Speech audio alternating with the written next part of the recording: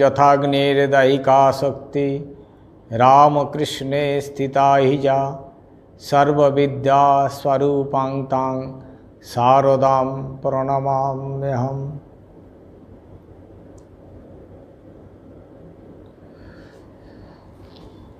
ठाकुर माँ स्वामीजी और मास्टरमशाई चरणे प्रणाम जानाई। आज के आमरा मातृ अनुध्याने ब्रह्म शक्ति अभिन्ना श्री श्री माँ এই নিয়ে আমরা মাতৃ অনুধ্যান করব। আমরা শ্রীমা সারদেবী গ্রন্থটি আমাদের অবলম্বনীয়, সেটিকে অবলম্বন করে আমাদের আজকে আলোচনা পূজ্যপাদ শ্রীমৎ স্বামী গম্ভীরানন্দজি মহারাজের চরণেও আমরা আমাদের প্রণাম নিবেদন করি। মহারাজের রচিত যে অধ্যায়টি রয়েছে শ্রীমা ও ঠাকুর, সেটিকে অবলম্বন করে আমাদের আলোচ্য বিষয় ব্রহ্মশক্তি অভিন্না শ্রী শ্রী মা। ঠাকুর যেমন বলেছেন অগ্নিয়া তার দাহিকা শক্তি, যথাগ্নের দাহিকা শক্তি, যেমন অগ্নি আর তার দাহিকা শক্তি অভিন্ন, একটাকে ভাবলে আরেকটি অটোমেটিক আসে। অগ্নি ও তার শক্তিকে আলাদা করে ভাবা যায় না। অগ্নিকে ভাবলেই তার যে দাহিকা শক্তি, উত্তাপ যেটি, সেটিকে আমাদের মনে আসে, সেটিকে ভাবতে হয়। দুধ আর তার ধবলত্ব, দুধ ভাবতে গেলেই তার যে ধবলত্ব সেটিকে ভাবতে হয়। তেমনি শ্রীরামকৃষ্ণ শ্রী শ্রী মা, শ্রীরামকৃষ্ণ সারদা দেবী, শ্রী শ্রী ঠাকুর ও শ্রী শ্রী মায়ের মধ্যে এই অভিন্নতা। একটাকে ভাবলে আরেকটি অটোমেটিক আমাদের মনে স্থান পায়। আমরা না ভেবে থাকতে পারি না। ঠাকুর মানি মা আর মা মানি ঠাকুর। ঠাকুরকে চিন্তা করতে গেলেই মা মনে পড়বে, আর মাকে চিন্তা করতে গেলেই ঠাকুরকে মনে পড়বে। সেইটিরই কিছু কথা আমরা এখানে অনুধাবন করব, যে ব্রহ্মশক্তি অভিন্না। যেখানে ব্রহ্ম সেখানেই শক্তি। ব্রহ্ম শক্তিকে ছেড়ে থাকতে পারে না, শক্তিও ব্রহ্মকে ছেড়ে থাকতে পারে না।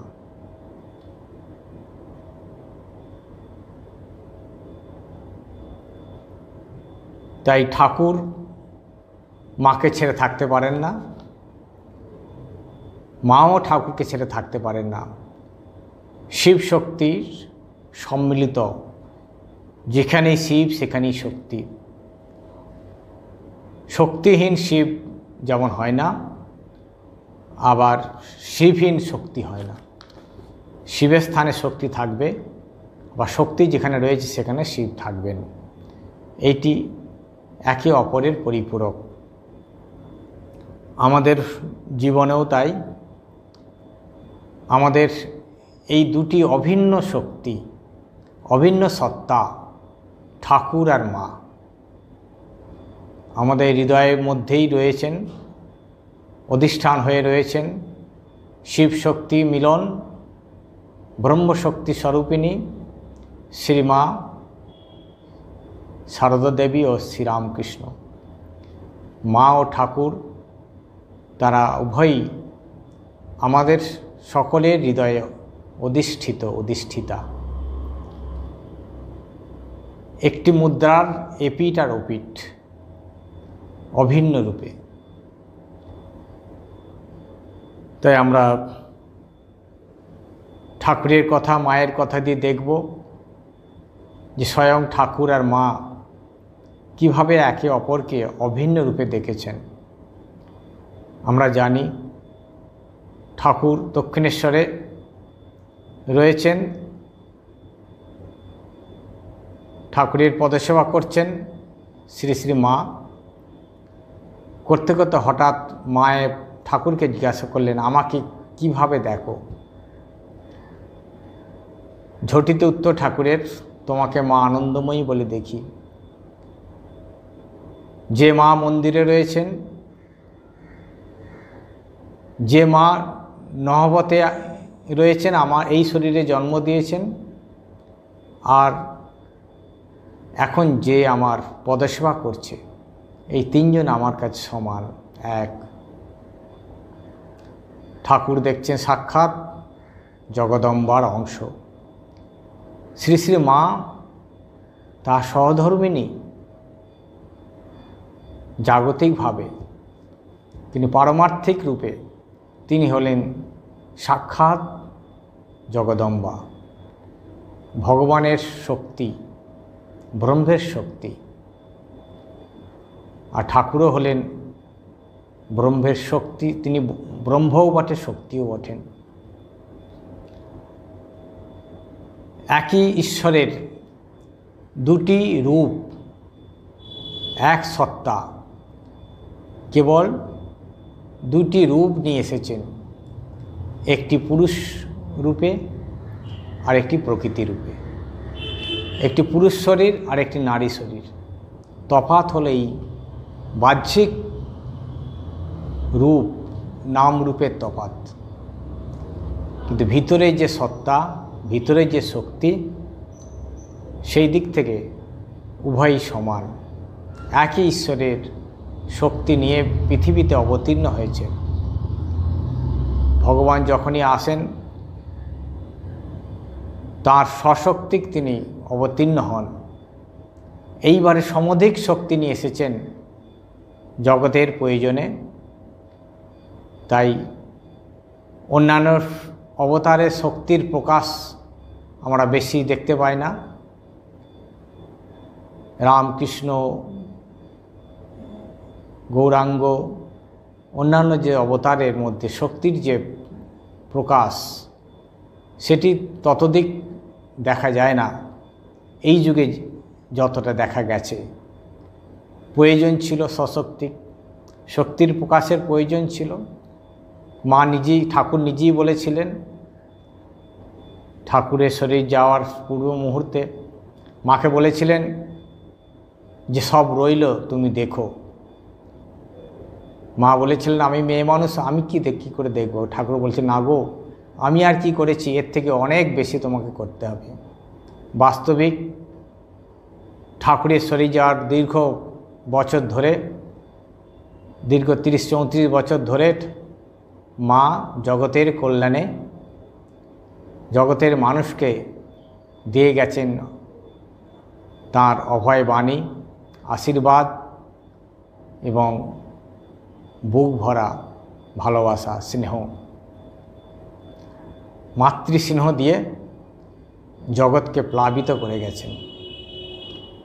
তাই ঠাকুর বলেছিলেন, এই শরীর দিয়ে, এই শরীর আর কী করেছে, বেশি কিছু করতে পারেননি, এর থেকে অনেক বেশি মাকে করতে হবে। তিনি ভবিষ্যৎবাণী করে গিয়েছিলেন। বাস্তবিক সেটি আজকে আমাদের চাক্ষুষ প্রমাণ যে মা ঠাকুরের থেকে অনেক বেশি তাকে কাজ করতে হয়েছে।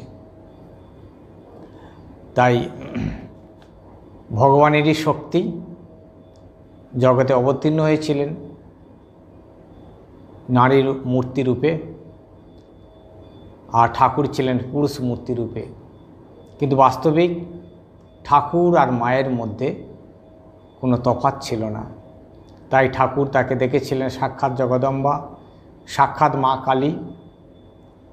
আর অন্য দিক থেকে শ্রী শ্রী মাও ঠাকুরকে জেনেছিলেন, জানতেন যে তিনি স্বয়ং কালী। তাই ঠাকুরেশ্বরী যাওয়ার পর মা কেঁদেছিলেন, মা কালী তুমি কোথায় গেলে গো? অর্থাৎ ঠাকুর আর কালী অভিন্ন, আর স্বয়ং মাও অভিন্ন।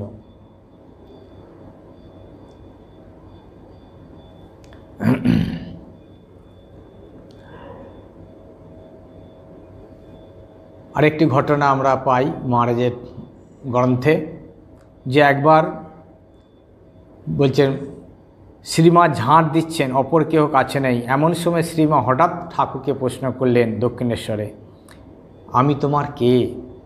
ঠাকুর চিন্তামাত্র না করে উত্তর দিলেন, তুমি আমার মা আনন্দময়ী। আবার হৃদয় একবার কৌতূহল বসে শ্রীমাকে জিজ্ঞাসা করেছিলেন, মামি, তুমি মামাকে বাবা বলে ডাকো না?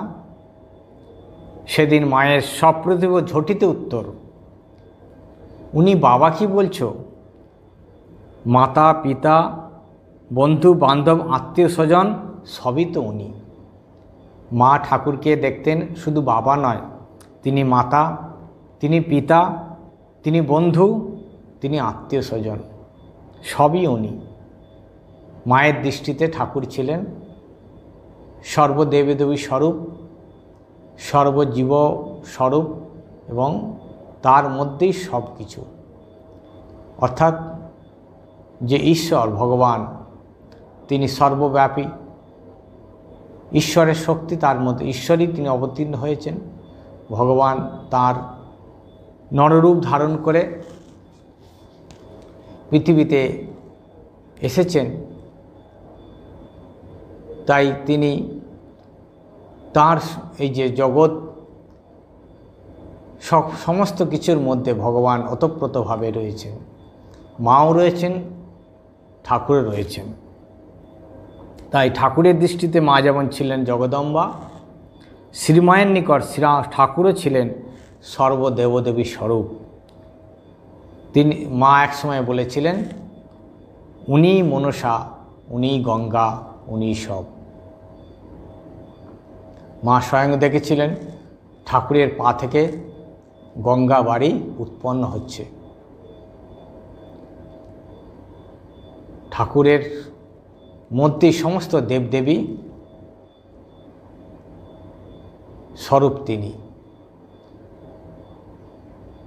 অর্থাৎ সমস্ত দেবদেবীর তিনিই হয়েছেন।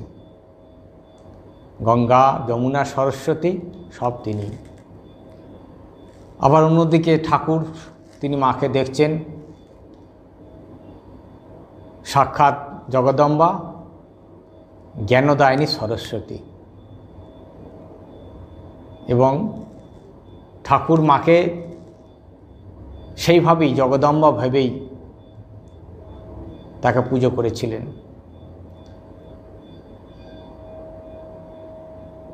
তাই ঠাকুর তিনি তাকে সহধর্মিণী রূপে দেখেননি, জাগতিক মানুষ রূপে দেখেননি। তিনি দেখেছিলেন স্বয়ং ঈশ্বর, ঈশ্বরী, স্বয়ং ভগবান ভগবতী, তারা পৃথিবীতে অবতীর্ণ হয়েছেন, যিনি আদ্যাশক্তি মহামায়া। তিনি জীবকল্যাণের জন্যে এই নররূপ ধরে পৃথিবীতে অবতীর্ণ হয়েছেন যুগ প্রয়োজনে। তাই ঠাকুর এই আদ্যাশক্তিকে তিনি মাতৃক জ্ঞানে তাকে পূজা করেছিলেন। আমরা সবাই জানি ষোড়শী রূপে মায়ের যে আদ্যাশক্তির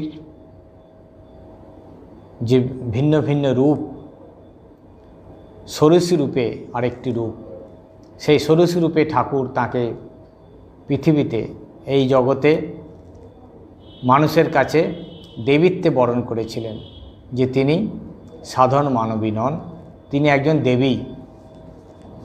তাই বলেছিলেন, ও কি জেসে, ও আমার শক্তি। আর জ্ঞানদায়িনী সরস্বতী মানুষকে জ্ঞান দিতে এসেছে।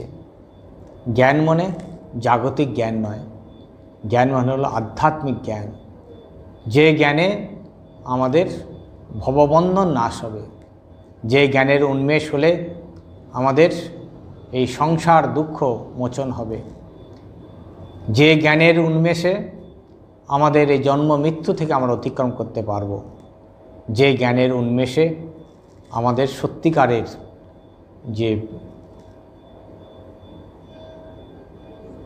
সত্যিকারের মাকে আমরা জানতে পারব, আমাদের সত্যিকারের যে আসল যে আমাদের পরিচয়, আমরা যে সকলেই ঈশ্বরের সন্তান সেটি অনুভব হবে। সেই জ্ঞান দেওয়ার জন্যই স্বয়ং মা তিনি পৃথিবীতে অবতীর্ণা হয়েছিলেন, হয়ে তিনি আমাদের অভয় বাণী দিয়েছেন যে যদি শান্তি পেতে চাও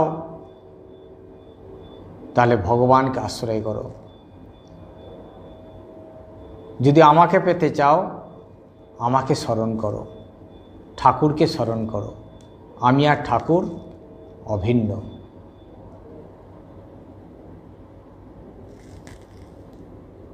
তাই ঠাকুর মাকে পুজো করেছিলেন দেবী জ্ঞানে, আবার মাও ঠাকুরকে সারা জীবন তাঁর ইষ্ট জ্ঞানে, বা তিনি সর্বদেব দেবীর স্বরূপ ঈশ্বর পরমেশ্বর, সেই বোধে তিনি তাকে আপন বোধে তাকে পুজো করেছেন সারা জীবন।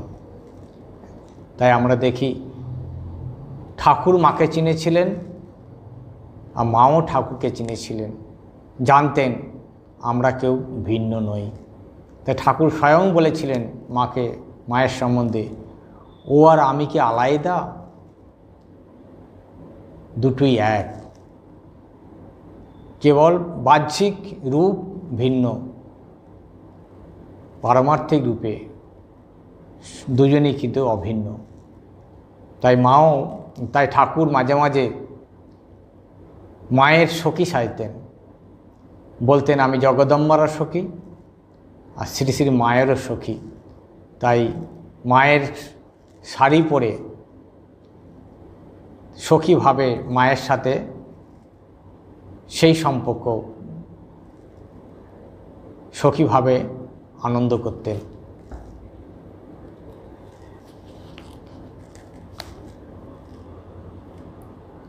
আমরা দু একটি ঘটনা দেখব, মা কিভাবে ঠাকুরকে দেখেছেন এবং ঠাকুর মাকে কিভাবে দেখেছেন।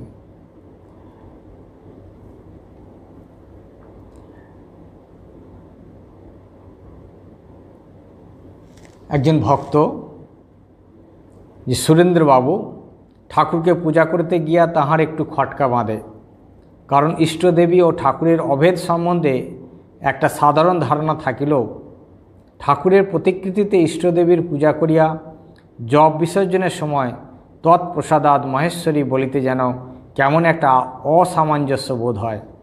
মা সহাস্য উত্তর দিলেন, তা বাবা, তিনিই মহেশ্বর, তিনিই মহেশ্বরী, তিনিই সর্বদেবময়, তিনিই সর্বজীবময়, তাতে সব দেবদেবীর পূজা হয়।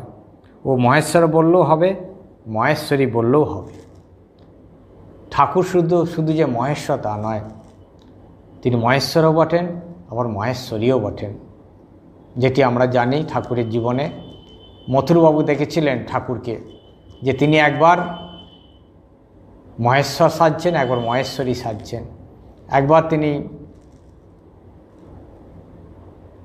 মহেশ্বর, আবার দেখছেন যে মা কালী, একবার শিব, একবার শক্তি। তাই ঠাকুর তিনি শুধু যে মহেশ্বর তা নয়, তিনি উভয়ই। তাই ঠাকুর আর মা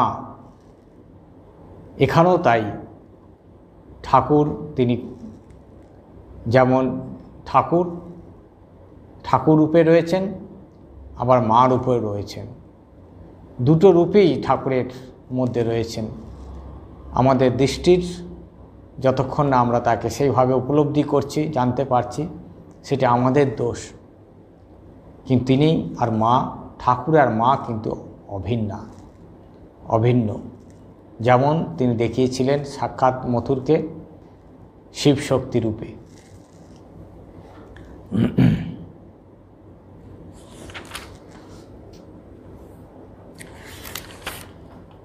একবার মায়ের একজন সন্তান, দীক্ষিত সন্তান, মাকে প্রশ্ন করলেন যে মা ও ঠাকুর অভিন্ন, এটি তিনি জানতেন না। তাই মাকে প্রশ্ন করে বসলেন যে ঠাকুরকে কিভাবে চিন্তা করব। মা গম্ভীরভাবে উত্তর দিলেন, ইনিই সব, ইনিই পুরুষ, ইনিই প্রকৃতি, একে ভাবলেই সব হবে। জনৈক স্ত্রী ভক্তকে শ্রীমা বলিয়াছিলেন, ঠাকুরের ভিতর সব দেবদেবী আছেন, এমনকি শীতলা মনসা পর্যন্ত। আবার অন্য দিক থেকে যেমন ঠাকুরের মধ্যে সমস্ত দেবদেবী রয়েছেন, শীতলা মনসা, আবার আমরা স্মরণ করব মা স্বয়ং তিনি সম্মুখে বলছেন যে একবার কোয়ালপাড়ায় মনসা পুজো চলছে, অনেকে সব কাঁসার ঘণ্টা বাজাতে বাজাতে আসছে। কেশবানন্দ স্বামী একটু বিরক্তি প্রকাশ করল যে এত শব্দ চিৎকার করে বাবা, এ যেন কান ঝালাপালা করে দেয়, অর্থাৎ তার একটু ভালো লাগেনি। তখন মা তাকে বললেন, কি বলছো কেশব, কি বলছো কেদার, তুমি বিরক্ত হচ্ছ কেন? ওর মধ্যেও তো আমি রয়েছি, অর্থাৎ তিনিই মনসা, তিনিই কালী, তিনিই শীতলা, তিনিও সর্বদেবদেবীর স্বরূপ। মাও এই শুধু যে শ্রী মা জগদম্বা তা নয়, তিনিই শীতলা, তিনিই মনসা, তিনিই কালী। তাই উভয়ই আমরা দেখব, উভয়ের মধ্যে কত মিল রয়েছে। আরেকটি ঘটনা আমরা উদ্বোধন বাগবাজারে ঘটনা, যে একবার বাসুদেবানন্দ স্বামী তিনি সিদ্ধেশ্বরীর মন্দির হতে শ্রীমায়ের জন্য স্নানজল লইয়া আসিল। আর ঠাকুরের পুজোর পরে বাসুদেবানন্দজি দুটো পাত্রে মাকে চরণামৃত দেওয়ার জন্য নিয়ে গেছেন। মা জিজ্ঞেস করলেন, দুটো কেন? বলেন, একটা সিদ্ধেশ্বরীর স্নানজল চরণামৃত আর একটি ঠাকুরের চরণামৃত। মা তখন বললেন, তুমি একটাই মিশিয়ে দাও।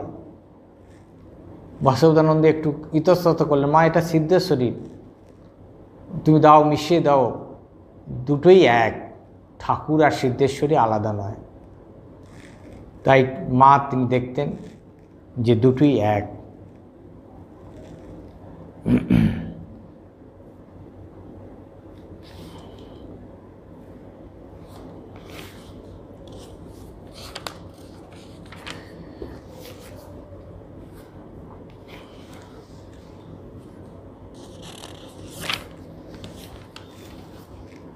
ভক্তের মনে তিনি ইহা দৃঢ়াঙ্কিত করিয়া দিতেন যে ঠাকুরই সব।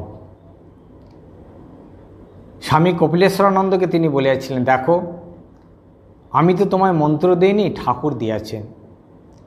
এই জাতীয় কথা শুনিয়া ভক্তদের মনে অনেক সময় প্রশ্ন জাগিত, ঠাকুর ও মার মধ্যে সম্বন্ধটি কিরূপ?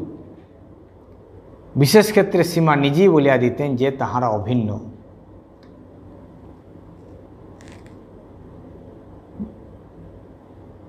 বেশিরভাগ সময় মা যাদের দীক্ষা দিতেন তাদের তিনি সবসময় ঠাকুরকে সামনে আগিয়ে দিতেন, বলতেন ঠাকুরই সব, ঠাকুরই গুরু, ঠাকুরই ইষ্ট। অর্থাৎ ঠাকুর আর তিনি অভিন্ন। ঠাকুর গুরু এবং ইষ্ট দুটোই, তেমনি মাও তার গুরু ইষ্ট দুটোই, কারণ ঠাকুর আর মা এক বস্তু, এক, দুজনই এক।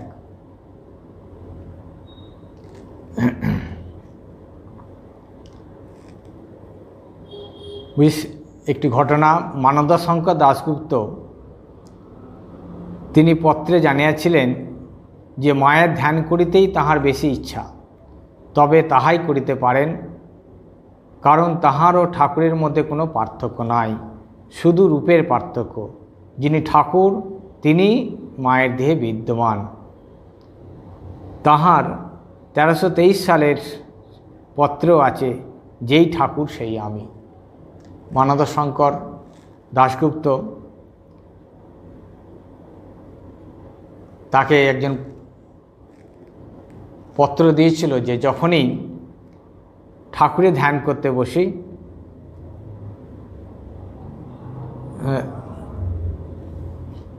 তখন তার মায়ের ধ্যান করতে বেশি ইচ্ছা হয়। এটা আমাদের জীবনে অনেকেরই ঘটে। হয়তো মায়ের ঠাকুরের ধ্যান করতে বসেছি, মায়ের মূর্তি চলে আসছে, মা সবসময় মাকে মনে পড়ছে। তার উত্তরে তিনি জানিয়েছিলেন, মানবশঙ্কর দাশগুপ্ত মায়ের শিষ্য, দীক্ষিত সন্তান, তিনি বলেছিলেন যে মা তাকে একবার পত্রে জানিয়েছিলেন যে যেই ঠাকুর সেই আমি। এর থেকে আমাদের স্পষ্ট ভাবতে পারি যে যখন আমরা ঠাকুরকে ধ্যান করব তখন যদি মায়ের কথা মনে আসে তাতে কোনো ক্ষতি নেই, কারণ দুটি অভিন্ন সত্তা, মুদ্রার এপিঠ আর ওপিঠ। ঠাকুর মানি মা, মা মানি ঠাকুর, দুটোই আমাদের মঙ্গলদায়ক, দুটোই আমাদের জীবনের অভিষ্ট।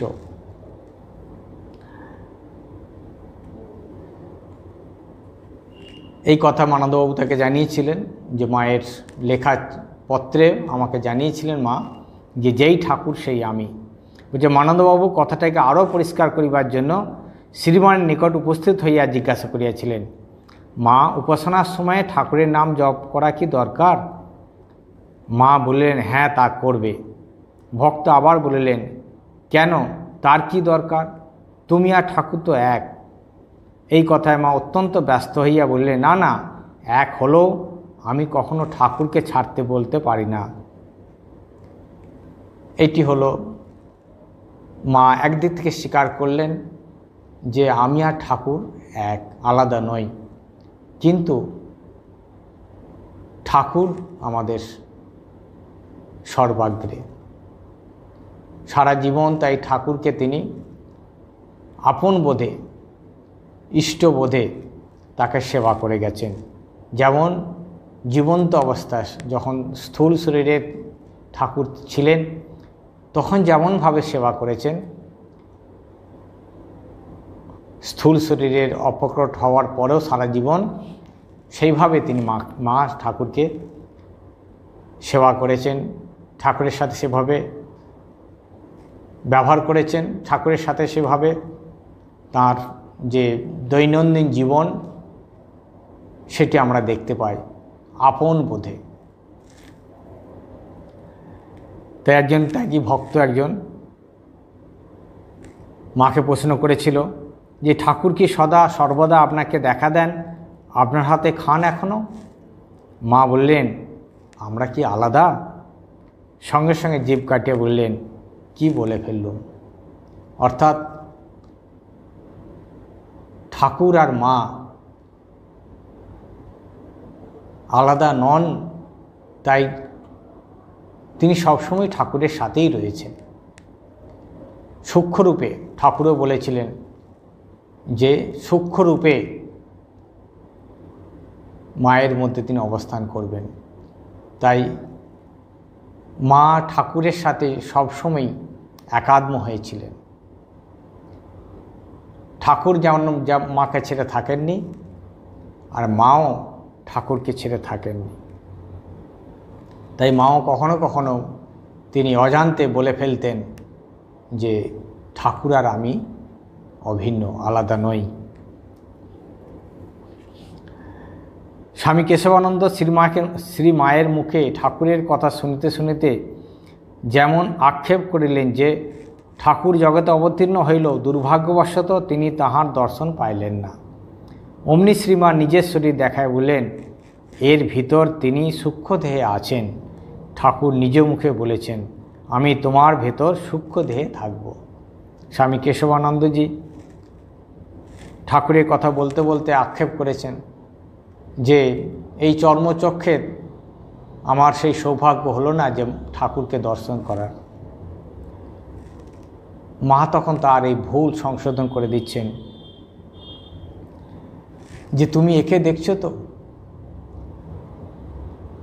তুমি আমাকে দেখেছো, তাতেই তোমার ঠাকুরের দর্শন হয়ে গেছে, কারণ আমি আর ঠাকুর আলাদা নই।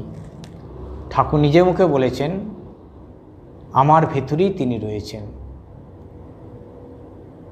স্থূল শরীরটা তা দেখা যাচ্ছে না, কিন্তু ঠাকুর সব কথা শুনছেন, সব তিনি দেখছেন আমার মধ্য দিয়ে।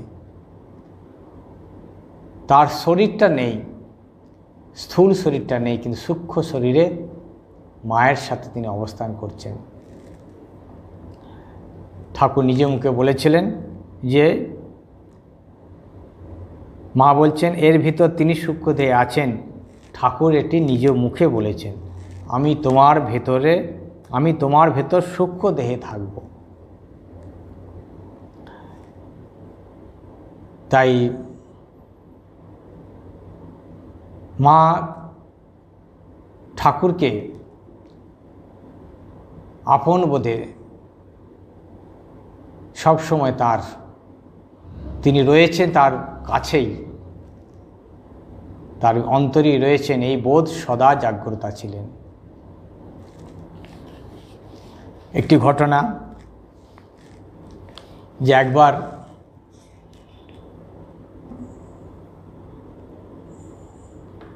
একজন ভক্ত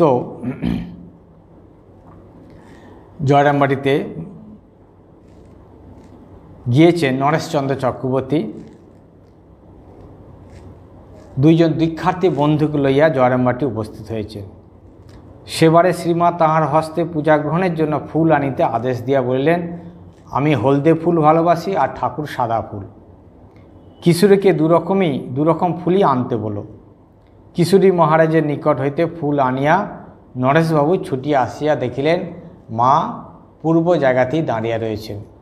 মা তখন ইঙ্গিত করিলেন যে দক্ষিণ পায়ে সাদা ফুলটি দাও আর বাঁ পায়ে হলদে ফুলটি দাও, কারণ ঠাকুর সাদা ফুল ভালোবাসতেন আর মা হলদে ফুল ভালোবাসতেন। তো মা তাকে নির্দেশ দিলেন দুটো পায়ে দুটি ফুল দিতে, কারণ মায়ের মধ্যেই ঠাকুরও রয়েছেন, মাও রয়েছেন। একই দেহে রাম আর কৃষ্ণ, যেমন একই দেহে রামকৃষ্ণ, ইদানিং রামকৃষ্ণ, তেমনি একই দেহে সারদা রামকৃষ্ণ।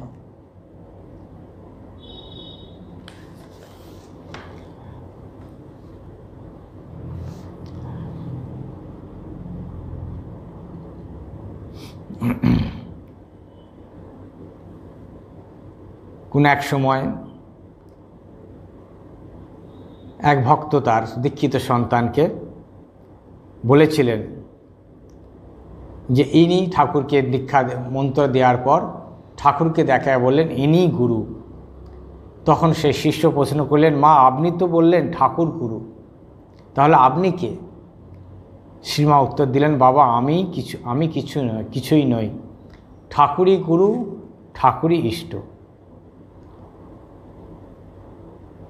তখন দীক্ষিত সন্তান বলে, হ্যাঁ মা, ইনি তো জগৎগুরু। পরে ভবতারিণী মূর্তি দেখে মা যখন বললেন এই তোমার ইষ্ট, তখন শিষ্য বললেন, মা সাক্ষাতে থাকতে অসাক্ষাতে যাব কেন? অর্থাৎ সীমারূপে অবতীর্ণা জগদম্বাকে ছাড়িয়া প্রতিমাত উপাসনা করার প্রয়োজন কি? ভক্তের আন্তরিকতা সন্তুষ্টা শ্রী মা সহাস্যে বললেন, আচ্ছা বাবা, তাই হবে। মা ঠাকুরকে দেখিয়ে বললেন, ইনি তোমার গুরু।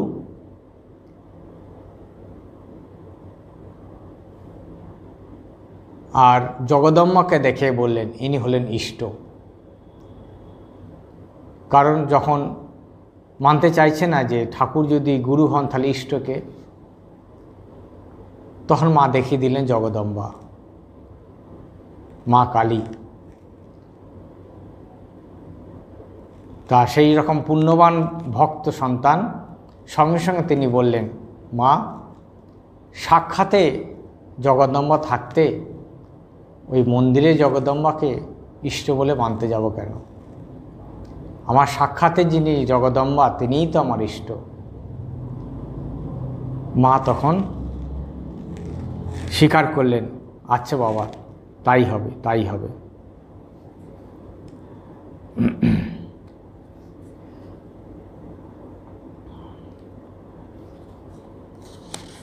বলছে প্রকৃতপক্ষে শ্রী শ্রী ঠাকুর ও শ্রী শ্রী মাতা ঠাকুরানীর মধ্যে ভেদ দৃষ্টি স্থলেই এইরূপ কখনো কখনো মা তাদের এই ভেদ দূর করতেন,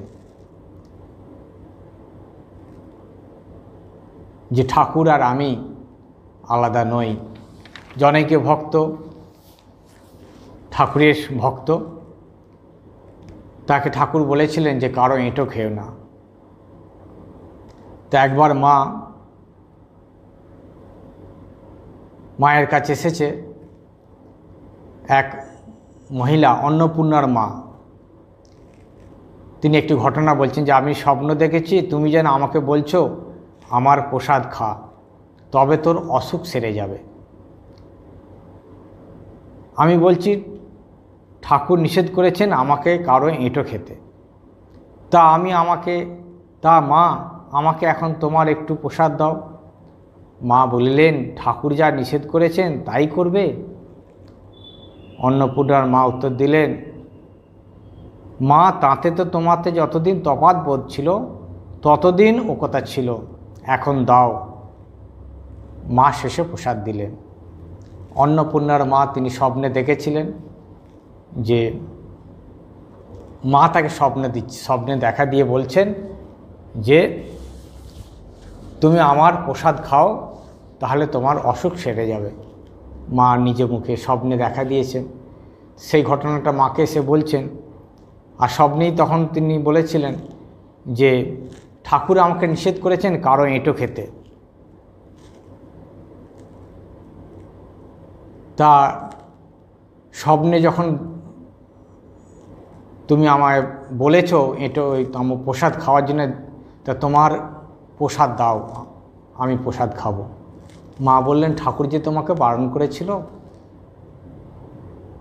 তুমি কারো এঁটো খেও না, তা সেটি কি তুমি করবে? তখন অন্নপূর্ণার মা বলছেন, মা যতদিন ঠাকুর আর তুমি আলাদা জানতাম ততদিন তফাৎ বোধ ছিল, ততদিন ওই কথাটা খাটত। ঠাকুর বলেছিলেন কারো এঁটো খেও না।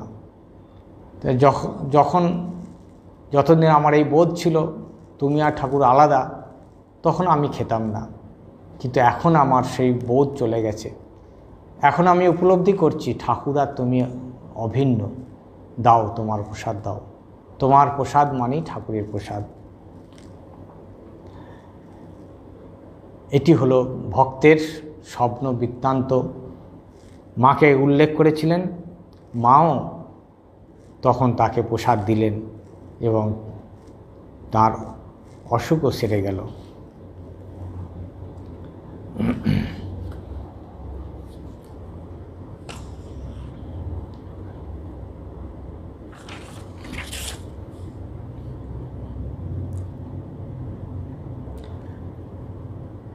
শ্রীমায়ের একদিনের একটি সারগর্ভ কথা হইতে মনে হয় যে শ্রী শ্রী ঠাকুরের নানাভাবে লীলা, সাধন ভজন ও সাধনান্তে যুগধর্ম প্রবর্তন, এই তিনের মধ্যে ভক্তের নিকট প্রথমটি মৌলিক বস্তু এবং আধ্যাত্মিক উন্নতির পক্ষে অধিক অনুধাবনযোগ্য।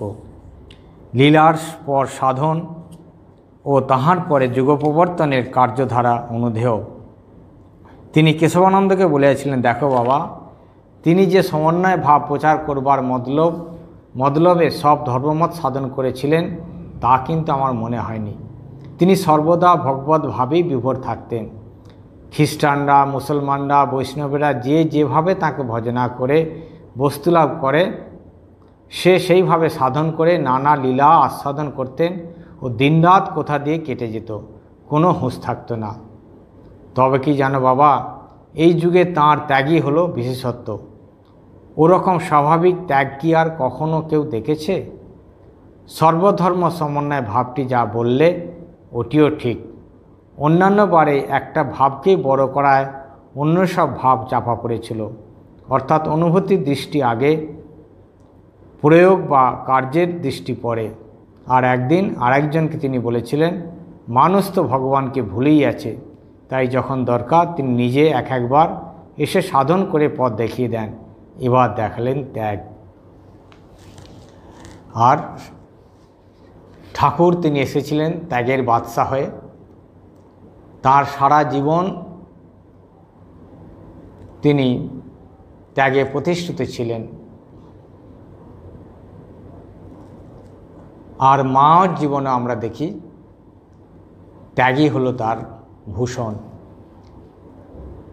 তিনি বাহ্যিকভাবে তার ত্যাগের লক্ষণ আমরা যদিও দেখতে পাই না।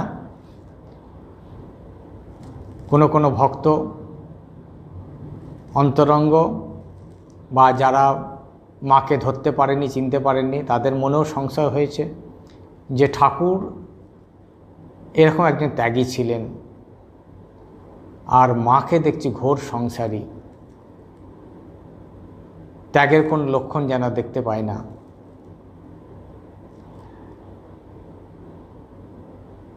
কিন্তু বাস্তবিক মায়ের জীবনে যে ত্যাগ, মা বলেছিলেন যে একটা মোহ নিয়ে আছি মাত্র। এই যে সংসারে আত্মীয় স্বজন ভাইপো ভাইজিদের নিয়ে আছেন, মনে হচ্ছে তিনি যেন তার ত্যাগের কোনো লক্ষণ নেই, তিনি আসক্তির মতো হয়ে আছে। মা বলেছিলেন এটি একটা আসক্তিকে আশ্রয় করে, আসক্তির ভাব নিয়ে তিনি সংসারে ছিলেন। তা নাহলে ঠাকুরের শরীর যাওয়ার পরেই তিনিও শরীর ছেড়ে দেবেন ঠিক করেছিলেন। কিন্তু ঠাকুর তাকে বললেন, না গো, তোমার অনেক কাজ রয়েছে, তাই তুমি এই মহামায়াকে আশ্রয় করো, যোগমায়াকে আশ্রয় করো। সেই রাধুকে আশ্রয় করে তিনি এই জগতে মনকে ধরে রেখেছিলেন জোর করে। আর তিনি বলেছিলেন প্রয়োজন হলে এক মুহূর্তে তিনি সব কিছুকে ত্যাগ করতে পারেন, সব কিছু মায়াকে, বন্ধনকে নাশ করতে পারেন।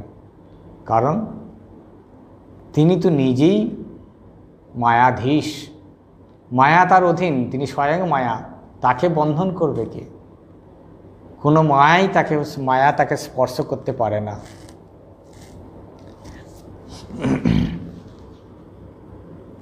তাই মা তিনিও ছিলেন এই ত্যাগে প্রতিষ্ঠিত, যেটি ঠাকুরও তাকে পরীক্ষা করেছিলেন। সেই যখন ঠাকুরকে মারোয়ারি 10,000 টাকা দিতে এসেছিল তখনকার দিনে, ঠাকুর তখন নেননি, মায়ের কাছে পাঠিয়ে দিয়েছিলেন মাকে পরীক্ষা করার জন্যে। মা পরীক্ষায় উত্তীর্ণ হয়েছিলেন। মা বললেন, না না, তা হবে কেন, এই টাকা নিয়ে আমি কি করব? আর এই টাকা তো তোমার সেবাতেই ব্যয় করতে হবে, সুতরাং এই টাকা আমি গ্রহণ করতে পারবো না। মা টাকা স্পর্শ করেননি। তাই আমরা এই যুগে ভগবান তার শক্তিকে অবতীর্ণ করেছিলেন দুটি রূপে, ঠাকুর আর মা। একই শক্তির দুটি প্রকাশ, দুটি রূপে প্রকাশ হয়েছিল যুগ প্রয়োজনে। কারণ এই যুগের প্রয়োজন ছিল মাতৃভাবের প্রচার, মাতৃনাম প্রতিষ্ঠা করার জন্যে, মাতৃত্বের যে মহিমা, মাতৃত্ব স্থাপন, সেটিকে প্রচার করার জন্যেই এই যুগের প্রয়োজন ছিল। একমাত্র মাতৃত্বই এই যুগে ধর্মকে আবার স্বধর্মে প্রবর্তন করতে পারবে। তাই ভগবান এই মাতৃ শরীর নিয়ে অবতীর্ণ হয়েছিলেন সারদা নামে, আর জগতের কাছে তিনি দিয়ে গেছেন এই মা নাম, তার মাতৃত্বকে দিয়ে গেছেন, নারী জাতির আদর্শকে তুলে ধরে গেছেন। মাতৃত্বের যে সম্মান, মাতৃত্বের যে স্থান, মায়ের যে মহিমা, মাকে মা নামে এই মানুষ উত্তীর্ণ হবে। মা নাম আশ্রয় করে মায়ের মধ্য দিয়ে এই যুগে মানুষ ভবসমুদ্র পার হতে পারবে এবং ভগবানের কাছে পৌঁছাতে পারবে। ভগবানের কাছে পৌঁছানোর জন্যে, ভগবদ্মুখী হওয়ার জন্যে একটি মন্ত্র, সেটি হলো মা মন্ত্র। তাই ঠাকুর, যিনি পরমেশ্বর আর যিনি মা পরমেশ্বরী, সেই পরমেশ্বর যিনি সৃষ্টি স্থিতি পালন করছেন, আদ্যাশক্তি পরমেশ্বর ব্রহ্মশক্তি, তাঁরই শক্তি অবতীর্ণ হয়ে একটি পুরুষ শরীর নিয়ে জগতের কল্যাণের জন্য লীলা করে গেছেন, আরেকটি শরীর মাতৃ শরীর নিয়ে এই জগতে লীলা করে জগতের মানুষকে চিরকালের জন্যে যা দিয়ে গেছেন সেটি আমাদের জীবনের জন্যে পরম উপাদেয়। যতদিন জগৎ থাকবে, যতদিন এই পৃথিবী থাকবে, ততদিন এই ভগবানের যে শক্তি, ভগবানের যে মন্ত্র মাতৃনাম, সেই মাতৃনামে ধরাধাম পবিত্র হয়ে যাবে। মাতৃনাম উচ্চারণ করতে করতে মানুষ মুক্তি পাবে, মানুষ শান্তি পাবে, মানুষ আনন্দ পাবে। তাই আসুন আমরা আজকে এই সংকটকালে সকলেই আমরা সমবেত হয়ে ঠাকুর আর মাকে, মায়ের এই মাতৃনাম মানেই, মাকে ভাবা মানেই ঠাকুরকেই ভাবা, ঠাকুরকে ভাবা মানেই মাতৃনাম ভাবা, মাকে ভাবা। আর এই যুগে ঠাকুর দিয়ে গেছেন আমাদের এই মাতৃনাম, এই মাতৃনামকে আশ্রয় করে মা মন্ত্রে, মা রবে আমরা ভিতর থেকে আন্তরিকভাবে আকুল প্রাণে যদি আমরা মাকে স্মরণ করি, সমবেতভাবে যদি আমরা সকলে মায়ের কাছে প্রার্থনা করি, মা আমাদের তুমি রক্ষা করো, মা আমাদের শক্তি দাও, মা আমাদের সাহস দাও, মা মানুষের সারা বিশ্বে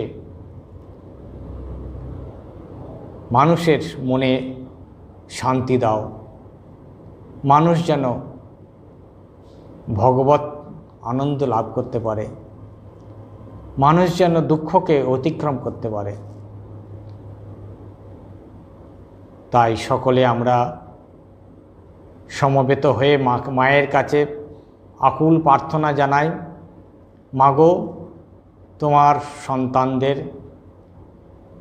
তুমি রক্ষা করো, তোমার সন্তানদের তুমি সমস্ত অপরাধ ক্ষমা করে ক্ষমা দৃষ্টিতে সন্তানদের উপর আশীর্বাদ বর্ষিত করো। তোমার আশীর্বাদে তোমার মাতৃনাম যেন আমরা উচ্চারণ করতে পারি, তোমার মা মন্ত্র নিয়ে আমরা যেন জীবন যাপন করতে পারি, আর তোমার মা নাম করতে করতেই যেন তোমার কাছে আমরা ফিরে যেতে পারি। সকলেই তোমার সন্তান আমরা, তুমি আমাদের মঙ্গল করো, তুমি আমাদের মনে শান্তি দাও, তুমি আমাদের এই বিভীষিকা, এই অশান্তি, এই দুঃখ কষ্ট আমাদের লাঘব করো। তোমার চরণে আমাদের ভক্তি যেন হয়, তোমার চরণে যেন আমাদের মতি হয়, তোমার চরণ দুটি যেন আমরা বক্ষে ধারণ করতে পারি, আর সব সময় যেন তোমাকে ঠাকুরকে স্মরণ করতে পারি।